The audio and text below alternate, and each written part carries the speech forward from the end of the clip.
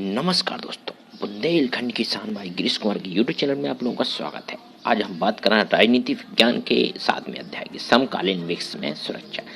सबसे पहले चैनल को सब्सक्राइब, लाइक और शेयर जरूर कर दीजिए। चलिए चलते हैं पहले क्वेश्चन की ओर। निम्नलिखित पदों के उनके अर्थ का मिलान करना है।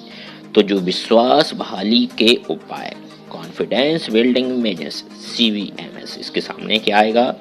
राष्ट्रों के बीच सुरक्षा मामलों पर सूचनाओं के आदान प्रदान की नियमित प्रक्रिया। दूसरा है अस्त्र नियंत्रण, हथियारों के निर्माण अथवा उनको हासिल करने पर अंकुश। सही रहेगा। गठबंधन से आशा सैनिक हमले की स्थिति से निपटने अथवा उसके अपरोध के लिए कुछ राष्ट्रों का आपस में मेलजोल, गठबंधन कहलाता है। और लास्ट निशस्त्रीकरण, कुछ खास हथियारों के इस्तेमाल से परहेज। ये आपके चारों के आंसर हो गए। तो आप इस प्रकार से आपको करना है। दूसरा क्वेश्चन देख लीजिए। दूसरी का आंसर है, अपन को लिखना है। पहली का उत्तर होगा सुरक्षा का अपारंपरिक सरोकार। दूसरे का उत्तर होगा सुरक्षा का पारंपरिक सरोकार। तीसरे में खतरे की स्थिति। चौथे में सुरक्षा का पारंपरिक सरोकार। पांचवा है खतरे की स्थिति नहीं। और लास्ट वाले भी खतरे की स्थिति नहीं। आप पूरे उत्तर इसमें देख रहे हैं तो आप क्वेश्चन पढ़ लीजिए, लिखा है पूरा उत्तर, आपको नोट कर लेना है और सभी का वर्णन आपको करना है। जिन लोगों ने अभी तक चैनल शेयर नहीं किया है तो शेयर कर दीजिए, लाइक कर दीजिए, सब्सक्राइब जरूर कर दीजिए। तो आप ये क्वेश्चन नंबर आपका तीसरा देखिए। आप परंपरागत व अपरंपरागत सुरक्षा में अंतर लिखना। तो आपने पॉइंट बाई पॉइंट लिखने का प्रयास किया है। एक दूसरे के सेना में बाहरी खतरा होता है। भारत के पड़ोसी देशों के आसपास हथियार हैं और शांति के लिए खतरा भी। पॉइंट बाय पॉइंट आप लिख लीजिए। आक्रामकारी राष्ट्र को युद्ध से हरा करके आक्रामकारी राष्ट्र की बातें मान करके ये हो सकता है परंपरागत। आप परंपरागत में मार सकते हैं। आप पारंपरिक सुरक्षा क्या है? बाहरी खतरे के साथ साथ अपनी सरकार से भी खतरा होता है। भारत की आम जनता में भारतीय पुलिस हमले से भी खतरा होता है और आम जनता ही परेशान होती है। तो पॉइंट आप लिख लीजिए, नोट कर लीजिए। तो ये आपका दूसरा पॉइंट है। तो ये परंपरागत और अपारंपरिक सुरक्षा में अंतर अपन लिखना है। क्वेश्चन नंबर 5 देख लीजिए। 4 देखा, 5वां देख लीजिए। आतंकवाद सुरक्षा के लिए परंपरागत खतरे की श्रेणी में आता है। तो 21 जी क्या है आपका उत्तर? क्या होगा? अपरंपरागत। 6वें में सुरक्षा के परंपरागत, इसका उत्तर क्या होगा? शत्रु देश के सामने आत्मसमर्पण कर देना, शत्रु देश को युद्ध स्वयं होने वाले खतरों की हानि से डरना, शत्रु देश के साथ युद्ध करके उसे पराजित करना। ये उत्तर दिए। क्वेश्चन नंबर 7 देख लीजिए आप। शक्ति संतुलन क्या है? तो आप देख लीजिए। शक्ति संतुलन से अंतर्राष्ट्रीय क्षेत्र में किसी भी देश को इतना अधिक शक्तिशाली नहीं बनने देना जिससे कि वह अन्य राष्ट्रों पर अपना प्रभुत्व स्थापित कर सके, उसको क्या बोला जाता है? शक्ति संतुलन। क्वेश्चन नंबर 8 देख लीजिए आप। सैन्य गठबंधन से के उद्देश्य लिखना है। तो आप पॉइंट पर सैन्य गठबंधन के उद्देश्य में विरोधी देश सैन्य हमले को रोकना। देखिए क्वेश्चन नंबर 9 देख लीजिए आप। क्वेश्चन नंबर 9 का उत्तर दिया गया है विश्व स्तर पर पर्यावरण तेजी से क्या हो रहा है? खराब हो रहा है पर्यावरण। तो आपसे कुछ कथन पूछ रहा है तो आप उदाहरण देते हुए अपने तर्कों की पुष्टि आप कर दीजिए। क्वेश्चन नंबर 10 देख लीजिए। संसार के जिन देशों के पास परमाणु हथियार हैं उनके द्वारा उनके समर्थन में यह तर्क दिया जाता है कि उन्होंने शत्रु देश के आक्रमण से बचने एवं शक्ति संतुलन कायम करने के लिए इसका निर्माण किया है, ऐसा वो कहते हैं। तो उत्तर में स्पष्ट रूप से आपको लिखना। क्वेश्चन नंबर 11 दे सकते हैं। वर्तमान परिस्थितियों में भारत पर किसी भी सेना आक्रमण का भय लगभग ना के बराबर है। भारत के पड़ोसी देशों के पास परमाणु हथियार भी हैं। ऐसे आप पॉइंट भी लिख सकते हैं, थ्योरिकल भी लिख सकते हैं। कुछ पर भारतीय प्रदेशों में सामाजिक तत्वों द्वारा लोगों को मानवाधिकार। क्वेश्चन नंबर 12 देख लीजिए जी, आपका दिया गया है। एक चित्र के माध्यम से, एक कार्टून के माध्यम से दर्शाने का प्रयास किया गया है। उक्त कार्टून देख लीजिए, उसके उत्तर दिए गए हैं। पॉइंट में लिख सकते हो आप। दो पक्षों के बीच वैचारिक जो हितों की असहमति से उपजा ये पनपा युद्ध ही है जिसके जो कमजोर पक्ष होता है वह अपनी स्थिति को मजबूत करने के लिए आतंकवाद की मदद लेता है। आप ऐसा लिख सकते हो। आप स्पष्ट रूप से आपको बतलाने का प्रयास इसमें किया गया है। तो क्वेश्चन नंबर है आपका 12वां रहा। एनसीईआरटी क्वेश्चन है। अपन आते हैं अब क्वेश्चन नंबर जो अंदर से आते हैं। परंपरागत सुरक्षा के किन्हीं 4 तत्वों पर प्रकाश डालना है इसके बाद जो आएगा। तो परंपरागत प्रश्नों की ओर आ रहे हैं अपन। ये 4 क्वेश्चन है आपका। परंपरागत सुरक्षा में किन्हीं 4 तत्वों को लिखिए। तो 1 2 3 4 अपन ने देने का आपको प्रयास किया है। आप लिख लीजिए। किसी भी युद्ध के दौरान सैनिक ही घायल एवं शहीद नहीं होते, बल्कि जनसाधारण भी इससे असाधारण क्षति पहुंचती है। तो ऐसे आप लिख सकते हो तत्व कोई भी 4। क्वेश्चन नंबर दूसरा देख सकते हो। किसी देश के लिए आंतरिक सुरक्षा क्यों आवश्यक है? किसी भी देश की आंतरिक शांति के अभाव में बाह्य आक्रमण का सामना नहीं करा जा सकता है। द्वितीय विश्व युद्ध के पश्चात आंतरिक सुरक्षा पर अधिक बल नहीं दिया गया, क्योंकि अमेरिका, पूर्व सोवियत संघ तथा पश्चिमी यूरोप में शक्तिशाली देश अपनी आंतरिक सुरक्षा के प्रति आश्वस्त थे। अधिकांश यूरोपीय देशों में, विशेष रूप से पश्चिमी राष्ट्रों के समक्ष, अपनी सीमा के भीतर बसे समुदाय व वर्गों से कोई गंभीर खतरा नहीं था। अतः उन्होंने सीमा पार के खतरों पर अपना ध्यान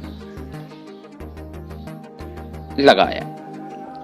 कुछ यूरोपीय देशों को अपने उपनिवेशों में जनसाधारण से हिंसा का डर था, क्योंकि अब वे लोग आजादी चाहते थे। तो इस प्रकार से आपका ऐसे आप लिख सकते हो किसी देश की आंतरिक सुरक्षा के लिए क्यों आवश्यक। ये आपका क्वेश्चन नंबर आपका दूसरा रहा। देख लीजिए, नोट कर लीजिए। क्वेश्चन नंबर दूसरे का उत्तर है ये पूरा। क्वेश्चन नंबर तीसरा देख लीजिए। सुरक्षा की पारंपरिक धारणा में विश्वास बहाली के कोई 4 उपाय। तो कोई भी उपाय आप लिख सकते हैं। विश्वास बहाली से दोनों पक्षों में पनपने वाली हिंसा को न्यूनतम स्तर पर लाया जा सकता है। विश्वास बहाली प्रक्रिया में सैनिक टकराव या प्रतिद्वंद्विता वाले देशों के मध्य सूचनाओं व विचारों में सीमित आदान प्रदान किया जा सकता है। सुरक्षा की पारंपरिक धारणा के विश्वास बहाली प्रक्रिया द्वारा दोनों देशों के उत्पन्न होने वाली गलतफहमी को भी दूर किया जा सकता है। और चौथा हो सकता है, दोनों देश परस्पर एक दूसरे को अपनी सैन्य सामग्री एवं योजनाओं की जानकारियों का आदान प्रदान करके अपने अपने प्रतिद्वंदियों को यह विश्वास दिलाते हैं कि वह अपनी तरफ से किसी के ऊपर आक्रमण योजना नहीं बना रहा है, ना ही वह आक्रमण करेगा। तो इस प्रकार से आप लिख सकते हो सुरक्षा की पारंपरिक धारणा में विश्वास बहाली के कोई 4 उपाय। नोट कर लीजिए इसको और इसको याद कर लीजिए। इंपोर्टेंट क्वेश्चन चल रहे हैं, उनकी श्रृंखलाओं के अंतर्गत आपको क्वेश्चन आंसर मिल रहे हैं। नोट कर लीजिए आप। क्वेश्चन अगला देखिए। अंतर्राष्ट्रीय स्तर पर बढ़ते हुए आतंकवाद के लिए 4 कारण लिखना है। तो नवीन सूचना जो टेक्निक है, आतंकवादियों के दुस्साहस में काफी तेजी से बढ़ोतरी हुई है, जिसकी वजह से आतंकवाद संपूर्ण विश्व में फैल चुका है। जमाखोरी, तस्करी, वायुयानों के अपहरण आदि की घटनाओं में भी दिनों दिन बढ़ोतरी हो रही है। यातायात के सुगम साधनों का स्वचालित वाहनों से भी वैश्विक स्तर पर आतंकवाद को प्रोत्साहन मिला है। नवीन आधुनिक हथियारों के निर्माण एवं बिक्री की फलस्वरूप भी बहुत ज्यादा इससे आतंकवाद को बढ़ावा मिला। देखिए आप अगला क्वेश्चन देख रहे हैं। निशस्त्रीकरण के कारण क्या है? वैश्विक शांति की स्थापना है तो निशस्त्रीकरण परम आवश्यक है। देशों को अधिक नुकसान से बचने के लिए निशस्त्रीकरण बहुत ही जरूरी है। पर्यावरण की सुरक्षा एवं विकास कार्यों के लिए निशस्त्रीकरण बहुत जरूरी है। आणविक हथियारों से बचने का एकमात्र उपाय निशस्त्रीकरण ही है। Question number 6। निशस्त्रीकरण की असफलता के कोई 4 कारण लिखना है। तो निशस्त्रीकरण एक पक्षीय होने की वजह से अधिकांश देशों को इस ओर से रुचि कम होती जा रही है। हथियारों का निर्माण करने वाली कंपनियों को भी निजी स्वार्थ भी निशस्त्रीकरण के रास्ते में सबसे बड़ी बाधा है। विभिन्न राष्ट्रों को निशस्त्रीकरण के प्रति वैचारिक मतभेद भी निशस्त्रीकरण की असफलता की मुख्य वजह कही जा सकती है। निशस्त्रीकरण की असफलता का एक कारण दुनिया के विभिन्न देशों में शांति के प्रति रुचि का अभाव भी कहा जा सकता है। ये निशस्त्रीकरण की असफलता के कारण अपन लिख रहे हैं। निशस्त्रीकरण के कारण अपन लिख रहे हैं। नोट कर लीजिए आप। क्वेश्चन नंबर देखिए आप। शक्ति संतुलन की विशेषताएं समझाना है। तो यथापूर्ण स्थिति समर्थक शक्ति संतुलन सिद्धांत द्वारा वैश्विक स्तर पर यथास्थिति बनाए रखने पर प्रत्येक संभव प्रयास किया जाना। परिवर्तनशीलता, शक्ति संतुलन द्वारा विभिन्न देशों की शक्तियों में संतुलन बनाए रखने का प्रयास किया जाता है। तीसरा देख लीजिए, लोकतांत्रिक राज्यों हेतु महत्वपूर्ण, शक्ति संतुलन की उपदेयता केवल लोकतांत्रिक राज्यों के लिए है तथा अधिनायक शासन वाले देश शक्ति संतुलन में कोई आस्था नहीं रखते। शांति उपकरण नहीं है। मौलिक रूप से देखा जाए तो शक्ति संतुलन शांति स्थापित करने का कोई उपकरण नहीं है। यह तो युद्ध को संतुलित बनाने का एक साधन मात्र है। राज्यों की बहुसंख्यक आवश्यक। तो आप लिख लीजिए, शक्ति संतुलन व्यवस्था तभी कार्य रूप से पाती है जिसमें अनेक महाशक्तियां हों। प्रत्येक शक्ति संबंधों में एक विशिष्ट संतुलन स्थापित करने हेतु दृढ़ निश्चय, इकाइयों की अधिक संख्या तथा युद्ध के दौरान किसी भी इकाई को समाप्त न करने का फैसला दोनों ही शक्तियों को मौलिक अधिकार लक्षण। क्वेश्चन नंबर अगला देख लीजिए, जो कि लास्ट क्वेश्चन है। भारतीय सुरक्षा के प्रमुख घटक सैन्य क्षमता है। पहला पॉइंट, अपने पड़ोसियों के आक्रमण से बचने के लिए अपनी सैन्य क्षमता को सुदृढ़ करना मुख्य लक्ष्य रहता है। सैन्य क्षमता मजबूत होगी तो कोई भी देश युद्ध करने की टकराए बचेगा। दूसरा है अंतर्राष्ट्रीय नियमों तथा संस्थाओं को मजबूत करना।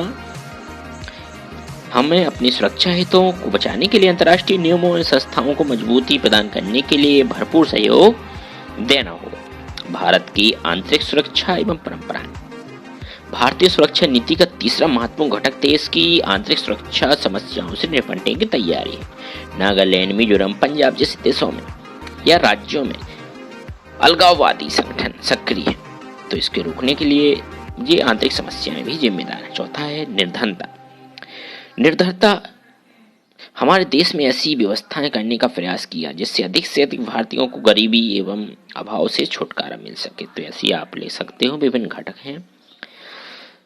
अंत में यह निष्कर्ष स्वरूप कहा जा सकता है कि भारतीय सुरक्षा नीति व्यापक स्तर पर सुरक्षा की नवीन एवं प्राचीन चुनौतियों को दृष्टिगत रखते हुए तैयार की जा रही थी।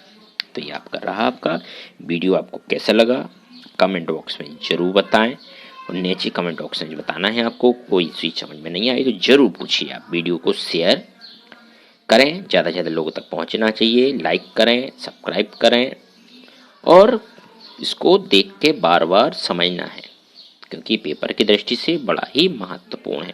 ज़्यादा से ज़्यादा लोगों तक शेयर करना। जय हिंद।